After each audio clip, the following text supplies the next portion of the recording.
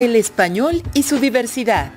Que los alumnos aprendan a distinguir entre los textos complementarios y los contradictorios y que sean capaces de explicar cuál es la diferencia entre un texto continuo, discontinuo y mixto. Bienvenidos alumnos y alumnas de segundo grado de secundaria a esta sesión de Aprende en Casa, un esfuerzo de la Secretaría de Educación Pública para que adquieran nuevos conocimientos y habilidades durante esta pausa escolar. En cada sesión tenemos un acercamiento a los contenidos de las asignaturas que estudian en la escuela. En esta ocasión es el turno de Lengua Materna Español. Antes de iniciar, los invito a anotar las ideas principales y las preguntas que puedan surgir a lo largo de la sesión para que las integren a su carpeta de experiencias y al regresar a clases, las presenten a sus docentes y compañeras y compañeros para enriquecer su aprendizaje. Sin mayor preámbulo, comencemos. Hablaremos de la diversidad lingüística y cultural de los pueblos hispanohablantes, en particular del español. Esta lengua es hablada por millones de personas en el mundo, por lo que surgen preguntas como ¿hay una manera correcta de hablarla? O ¿cómo logramos comunicarnos con otros que también la hablan y viven en otros países? La difusión del español es esencialmente mediante la lengua escrita. Todos los días las personas lo escribimos en innumerables medios a nuestro alcance como correos electrónicos, cuadernos y aplicación del teléfono celular. Pero también lo vemos en los anuncios y letreros en la calle, entre otros muchos lugares. Para saber más sobre la forma en que una lengua como el español puede ser tan diverso en su vocabulario o en su gramática y al mismo tiempo tan entendible por quienes lo hablamos, los invitamos a ver el siguiente video titulado Una lengua unida. El español es una de las lenguas más utilizadas a nivel mundial, con aproximadamente 380 millones de hablantes. Pero aún hablando la misma lengua, no todos lo hacemos exactamente igual. Incluso, existen palabras que tienen significados distintos dependiendo de las regiones o países donde se usen. ¿Cómo es entonces que los hispanohablantes podemos entendernos a pesar de hablar de maneras distintas? Pues nos entendemos porque el origen de la lengua es la misma, incluso es más rica.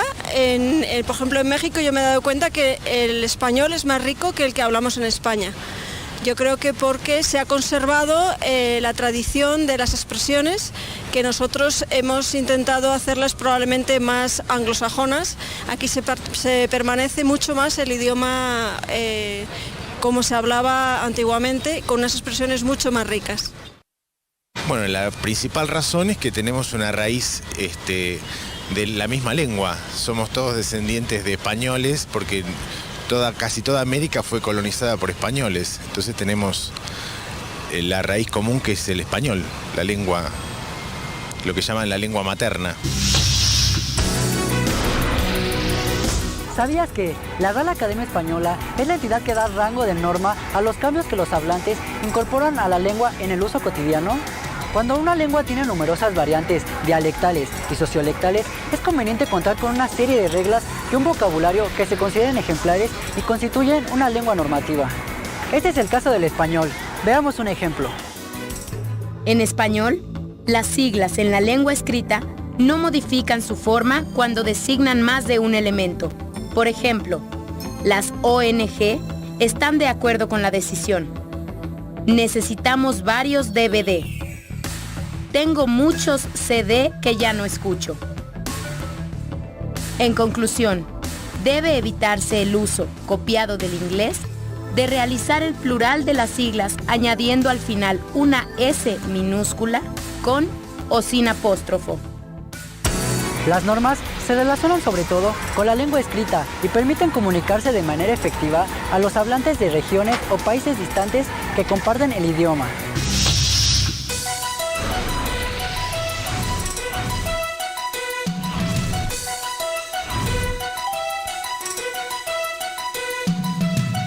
Si te interesa conocer las distintas maneras de hablar el español en las regiones de México, te invitamos a que consultes en la biblioteca de tu escuela el Diccionario del Español Usual en México o algún otro en la biblioteca de tu localidad.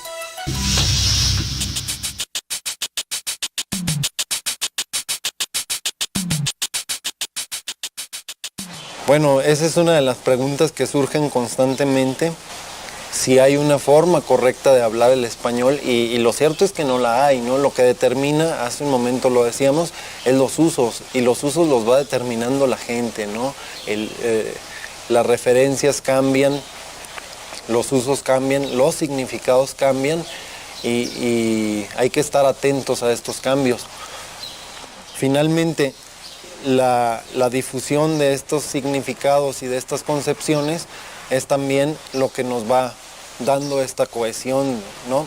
Los sudamericanos pueden usar, por ejemplo, comentamos hace un rato, la palabra cachos en lugar de cuernos, y sin embargo, si uno como mexicano escucha la frase, el toro tenía cachos muy largos, ¿no? Es fácil entender que se trata de los cuernos.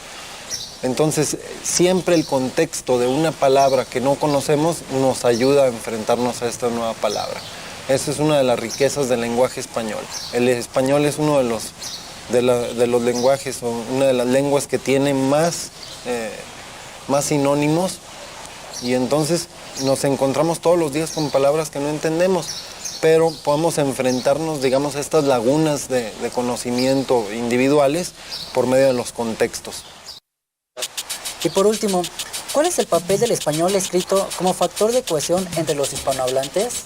Bueno, uno de las formas principales de intercambiar ideas, de intercambiar experiencias entre las personas son los libros o cualquier otro tipo de texto, ¿no? En otros momentos eran las cartas, las relaciones epistolares, bueno, son tremendamente importantes para la difusión de ideas, ¿no?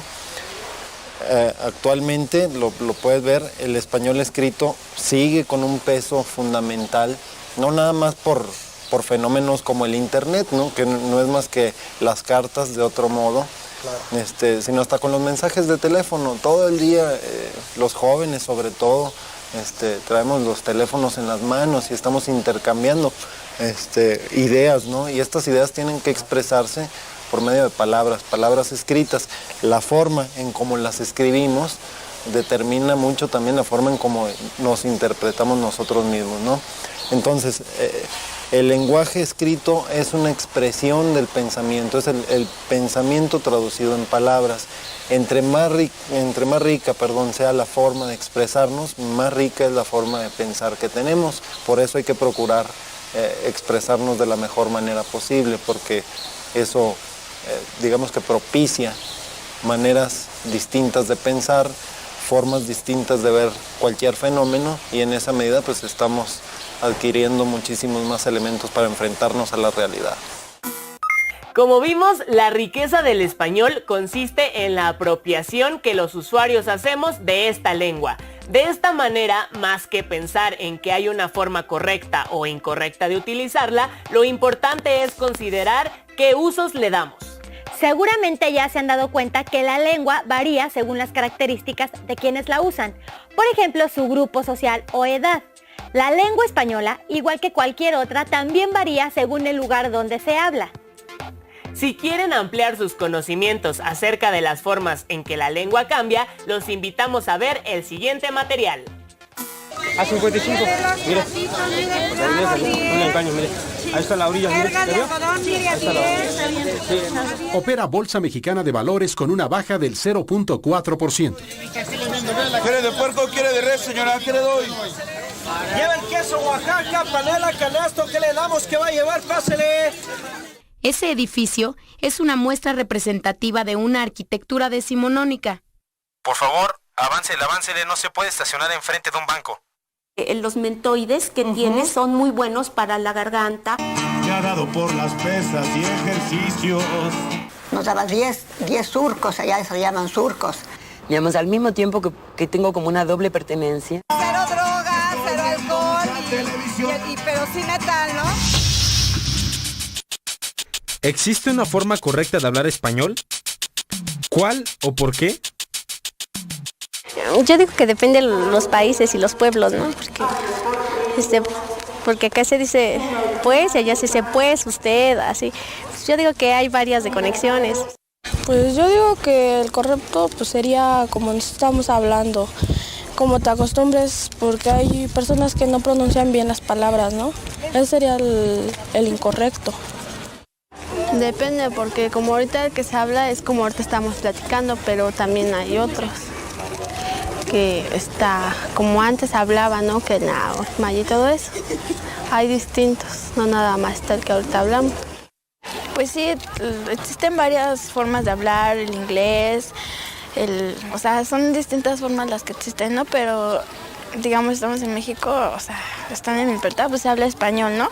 Y solamente tenemos así como que una forma correcta de hablar que es el español. Entonces, o sea, hay personas que tuvieron, o sea, hace tiempo vivieron, o sea, ellas conocieron distintas formas de hablar, como el latín, el maya, así, ¿no? Tantas formas de hablar.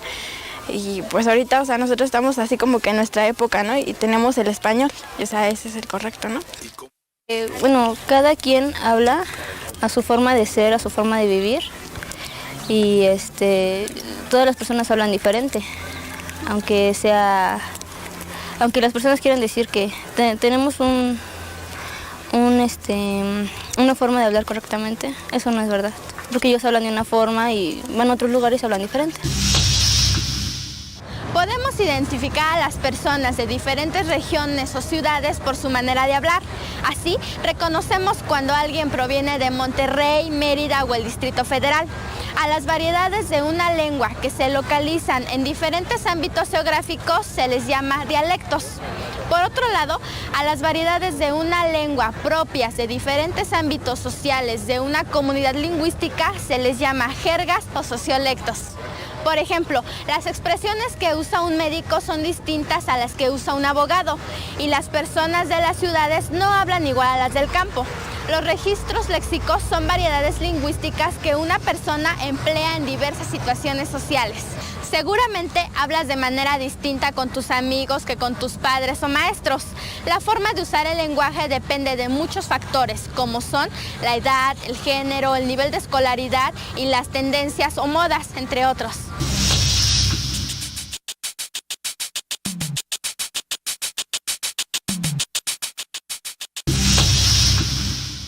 Creo que la diferencia fundamental es que nosotros no tenemos influencias desde otros países como es Estados Unidos. Nosotros estamos más separados al ser de Argentina y tenemos influencia más itálica y española.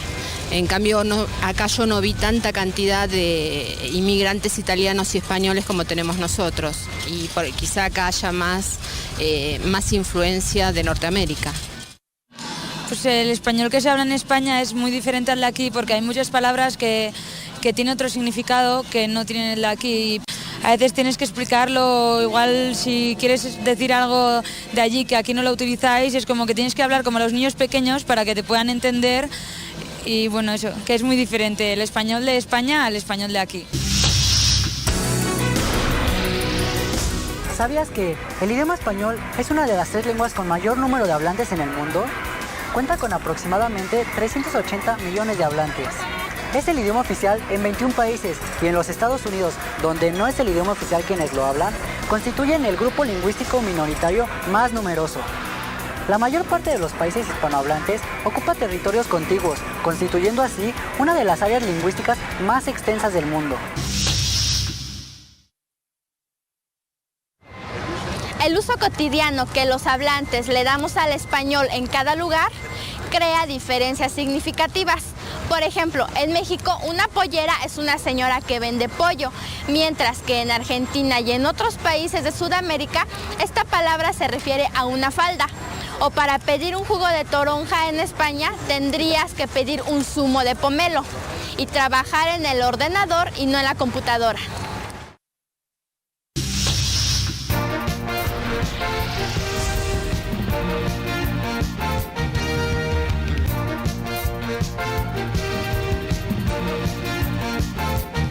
Para saber más sobre regionalismos, te recomendamos visitar las siguientes direcciones electrónicas. En esta página encontrarás un diccionario de regionalismos, organizados por palabras, léxico y temas. Y en esta un diccionario popular de regionalismos del mundo hispanoparlante. ¿Sabías que existen formas de hablar el español que son consideradas por algunos como correctas o deseables y otras como inferiores por estar ligadas a estereotipos sociales? Cuando una persona es excluida de algún grupo social o laboral por su forma de hablar, se trata de un caso de discriminación lingüística que está relacionada con prejuicios lingüísticos, ideas preconcebidas acerca de una persona solo por su forma de hablar. Por ejemplo, llamar a alguien culto, ignorante, fino, vulgar, naco, fresa.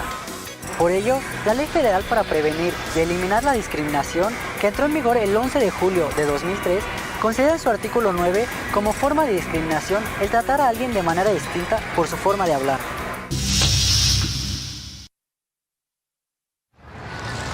Como hablantes de la lengua española, compartimos nuestro idioma con la mayoría de los países de Latinoamérica, España y con la población hispanohablante de otros países del mundo. Nuestra lengua está viva y se transforma porque millones de personas la usamos diariamente para trabajar, aprender y convivir.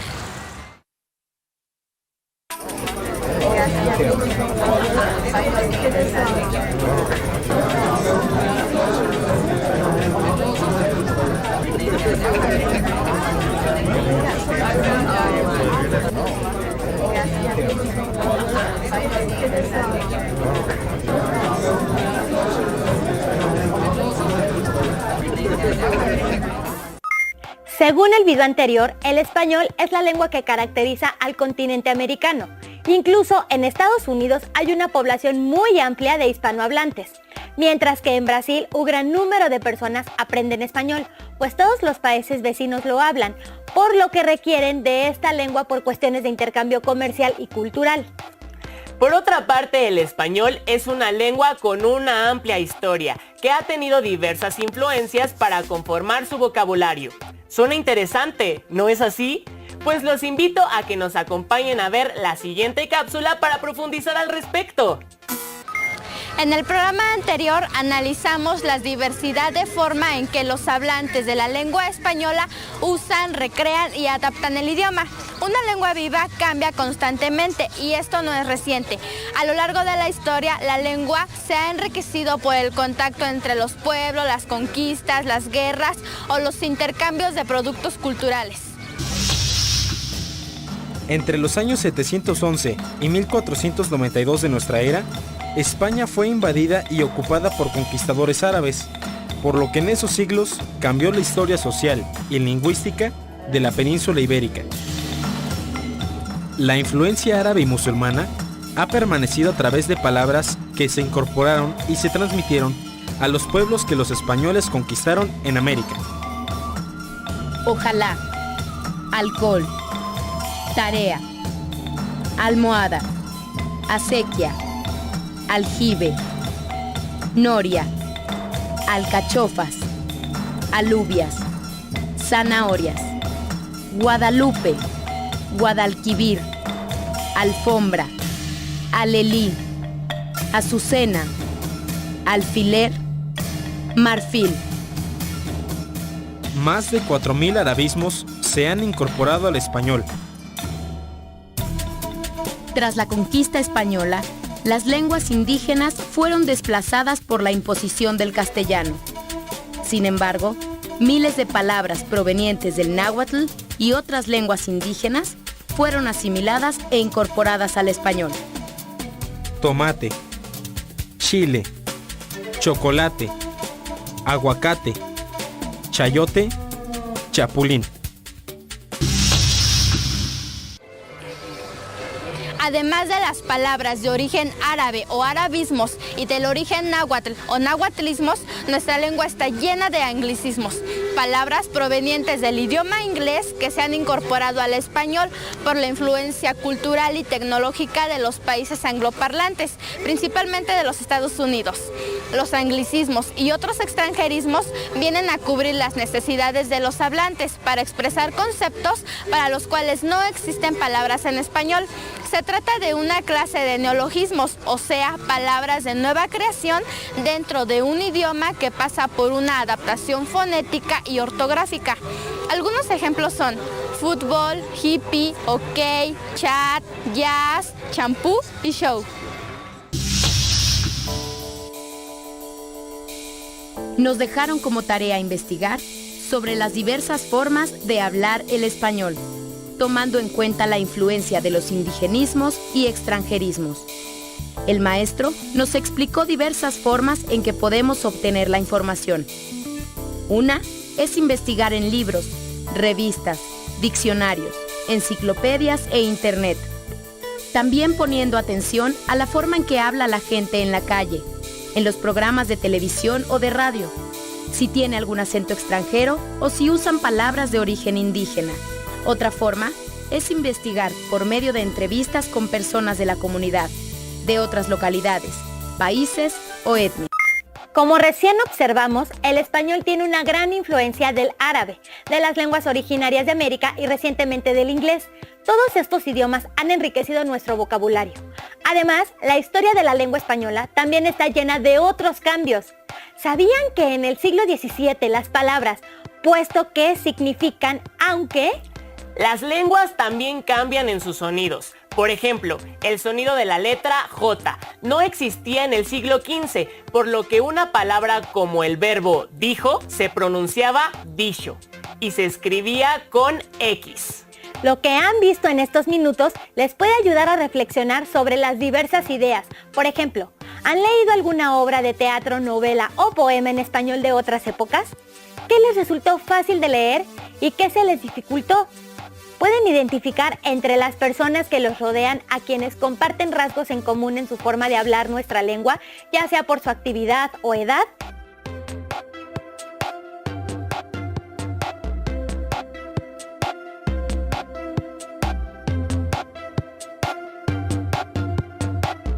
Incluso si conocen a personas que sean de otras regiones de México u otros países de habla hispana, ¿pueden identificar algunas características en su forma de hablar que ustedes no usen o tengan significados distintos?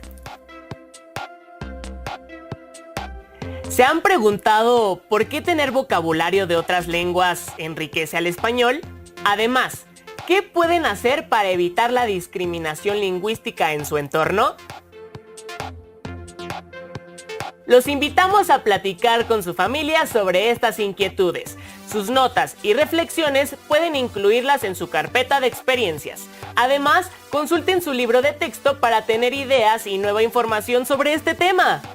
Esperamos que esta sesión les haya sido útil para mantener el ritmo de su aprendizaje desde casa. El objetivo es acercarles el contenido de las asignaturas, por lo que no se pierdan el siguiente programa de Aprende en Casa.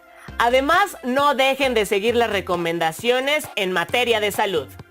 ¡Nos vemos pronto!